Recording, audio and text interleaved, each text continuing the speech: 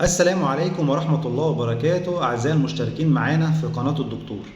النهاردة إن شاء الله هقول لكم هتكلم معاكم عن السايد إفكت لحاجة مهمة جدا في أدوية الضغط. طبعا مش كل أدوية الضغط في نوع معين من أدوية الضغط.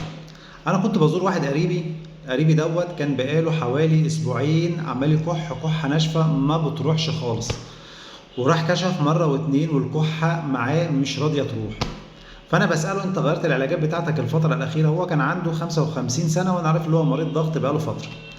فقال لي ايوه دواء الضغط بتاعي ما كنتش لاقيه، فرحت الصيدليه وكان في واحد في الصيدليه فغير له نوع علاج الضغط واداله نوع تاني، قال له امشي عليه يبقى كويس وبقيس ضغط عليه كويس وزي الفل. قلت له انت مغيره بقالك قد ايه؟ قال لي مغيره بقالي حوالي 17 يوم، يعني في قبل ما الكحه تجيله بحاجه بسيطه. فقلت له طب وريني العلاج اللي انت ماشي عليه، فببص على العلاج لقيت العلاج اللي معاه اللي هو الكابوزايد اللي هو من نوعيه الاي سي انهبيتور. تمام. طبعا النوعيه ديت من اهم السايد افكت بتاعها موضوع الكحه الجافه.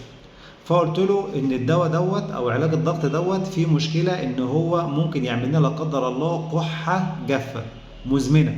فعلشان كده انا بنصحك ان انت تغير دواء الضغط ده وترجع لدكتور القلب بتاعك بحيث يغير لك نوع الضغط، وسيبك من موضوع الصيدليه، ما ينفعش تغير علاج ضغط من الصيدليه من اللي واقف في الصيدليه.